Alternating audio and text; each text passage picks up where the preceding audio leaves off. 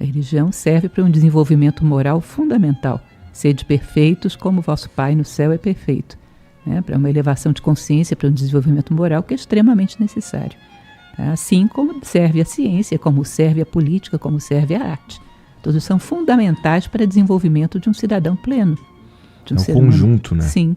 Dá pra gente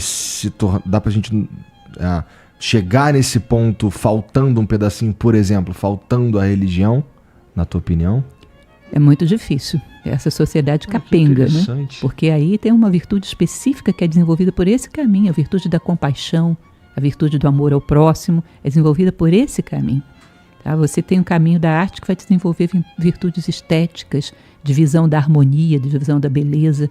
Você tem o caminho da política que vai te ensinar o caminho da convivência, da harmonia dos diferentes. Você tem o caminho da ciência que vai te ensinar a buscar compreender como funcionam as coisas, como funciona o universo manifestado. Você precisa de todas essas coisas, o caminho da investigação, o caminho da compaixão. Você precisa de todos esses caminhos, da estética, tudo isso, para construir a si próprio como cidadão. Essas ferramentas são todas necessárias.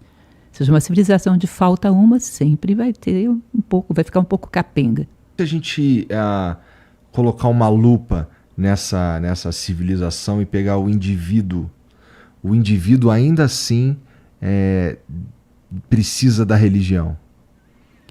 Olha, por que desenvolver compaixão, amor ao próximo e tudo mais, sem necessariamente ser um cara religioso? Pode ser que você tenha chegado a um momento em que você não necessita mais da religião. Faz uma reflexão própria, busca o aperfeiçoamento moral sem ela, mas muita gente sem ela não chegaria a uma base moral fundamental. Tá. Eu imagino pessoas... Eu concordo. Pessoas que eu conseguisse tirar de uma situação moral difícil através de filosofia. Precisa da religiosidade, precisa do caminho da fé, precisa do caminho da espiritualidade, fundamentalmente. Aliás, a espiritualidade todas as linhas desenvolvem. Todas as 4 facetas da pirâmide. Gostaria de lhe perguntar qual o melhor livro para começarmos no caminho das virtudes e sabedoria? É muito difícil elencar o melhor livro, né? Nós costumamos estudar obras como, por exemplo, Uma República de Platão, é um livro importantíssimo. Se você vai um pouco para a tradição oriental, estudar livros sagrados como o Dhammapada, o Bhagavad Gita, o Tao Te Ching, voltando ao Ocidente, conhecer um pouco de Aristóteles, enfim, algumas bibliografias que vão te colocando dentro de uma mentalidade de busca da sabedoria, de busca da verdade. Vão te ensinando como refletir, te dando ferramentas para que você faça suas próprias reflexões. Você possa se colocar diante de uma reflexão de um filósofo e dizer, não concordo, porque eu penso dessa maneira. Construir a sua capacidade de refletir sobre a vida. Mas não é um livro só, é difícil um livro que sintetize tudo isso. É difícil. O Acriano mandou aqui, professora, você deve ter visto... Pô, tá de sacanagem, cara. Então, vamos lá. Professora, você deve ter visto que o Neymar foi pro Al Hilal. Até onde o dinheiro manda na nossa vida?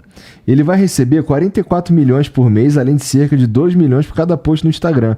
Qual será o sentido de ter mais dinheiro se você já tem bilhões na conta? Aí ficou boa no final. Na verdade, o ser humano sente a necessidade de reconhecimento. Eu tenho uma teoria para isso. Eu acho que, no fundo, você quer ser reconhecido por si mesmo. Você quer ter vida interior, você quer, diante da sua consciência, dizer, eu tenho algum valor. E você projeta, como não sabe disso, projeta fora. E essa necessidade de reconhecimento, ele vai buscar através das coisas que a sociedade oferece. Você já parou para perguntar se todas as pessoas que passam por você, te ultrapassam no trânsito, voando, estão com pressa realmente para alguma coisa? Ou elas querem simplesmente ter o prazer de se sentir melhores do que você naquele momento? Bom, pessoalmente, o que eu penso é o seguinte, não vou atrapalhar esse cara que quer passar voado aqui, porque eu não sei o que está acontecendo na vida dele. Geralmente é isso que passa pela minha cabeça. Sim, eu também penso isso, mas em geral não está acontecendo nada. Você sente quando uma pessoa, por exemplo, você a ultrapassa, ela olha para você ofendida por ter sido ultrapassada? Ou seja, ter mais dinheiro, ter mais velocidade, ter mais projeção, é a única coisa que se conhece. Eu não estou feliz com esse tanto, deve ser porque não é o suficiente. Vou buscar mais. Se essa pessoa tiver uma outra alternativa que não é para fora, é para dentro, ela talvez vá nessa direção. Num determinado momento ela vai ter que descobrir essa alternativa. Tá? Mas enquanto só vê as coisas do lado de fora, vai querer muito do mesmo e nunca estará satisfeita. Que coisa.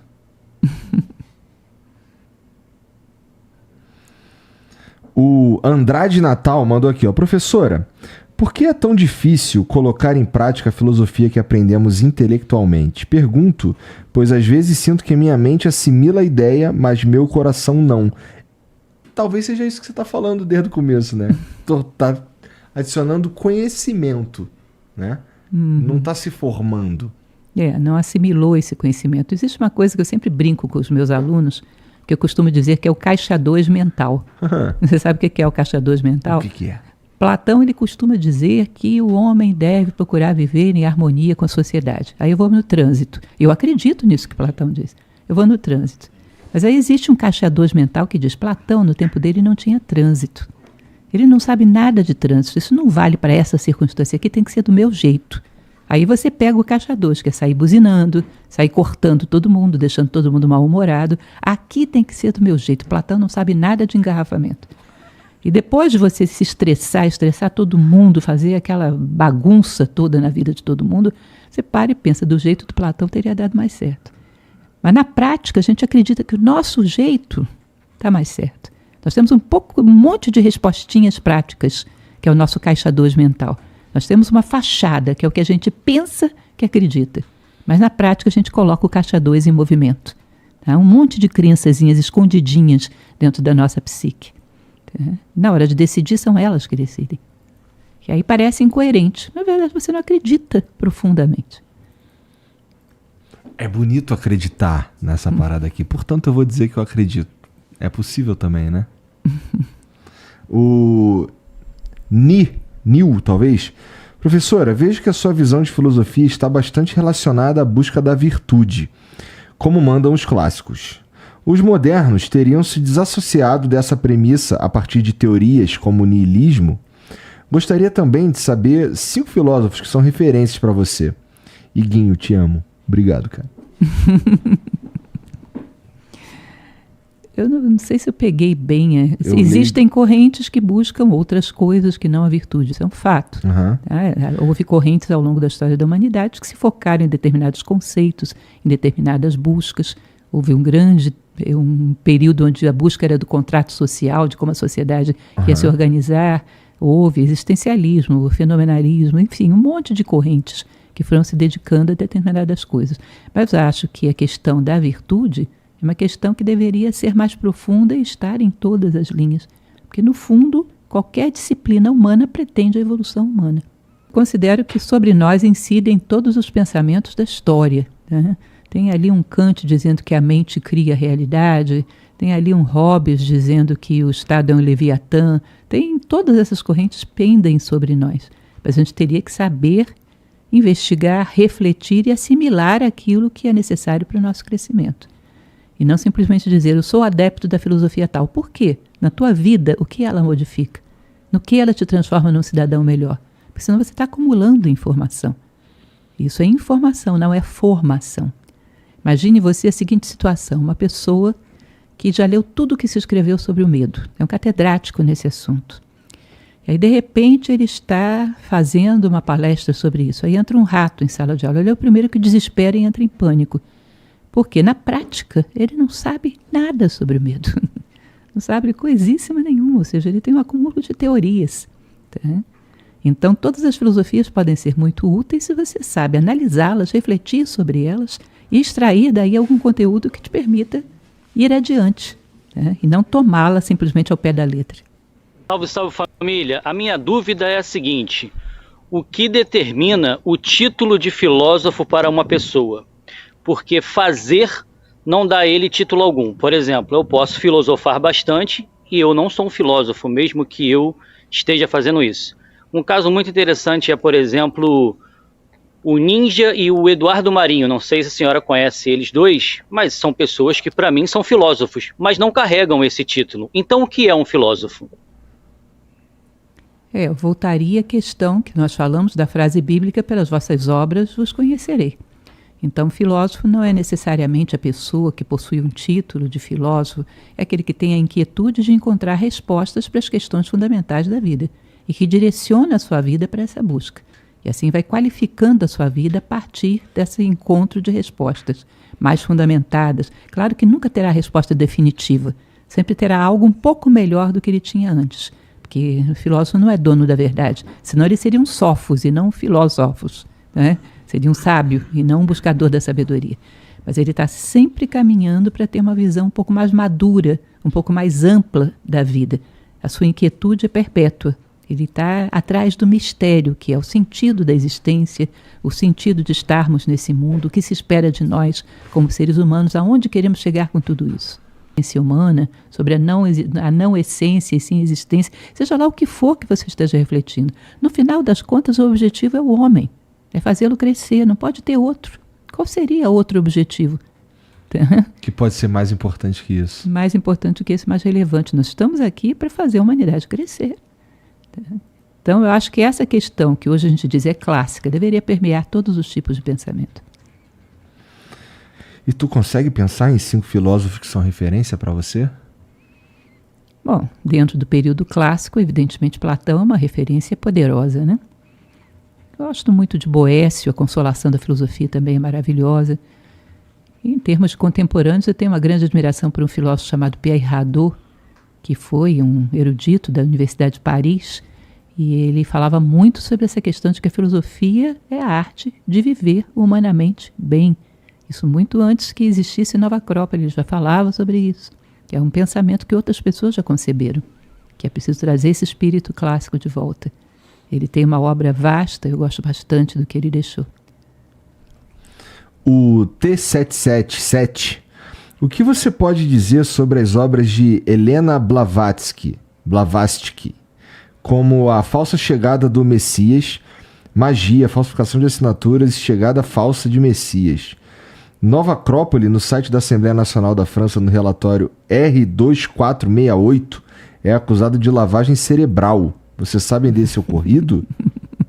Nossa, que pira. Não sei. Mas eu sei que já disseram que a Xuxa, quando rodava o disco dela ao avesso, de trás para frente tinha mensagens demoníacas. Uhum. Eu sei que já disseram que o McDonald's faz hambúrguer com carne humana. Carne de minhoca, às vezes. Depende da versão. Que a Coca-Cola derrete o cérebro. Eu já vi coisas muito bizarras. Portanto, eu não duvido que tenha gente dizendo qualquer bizarrice no mundo. Né? O Dani94 mandou: você escreveu o livro sobre o Kybalion, sobre as leis herméticas. Um negócio super complexo, mas que pode ser traduzido como filosofia na prática. Como viver essas leis na prática? Isso colabora para uma sociedade melhor, mais fraterna e consciente? Um abraço para a Pétria, da CBN. Eu acredito que as leis do Kybalion ajudam sim, porque elas são como que um esqueleto do universo. Elas te ajudam a ter uma reflexão sobre a conduta ideal.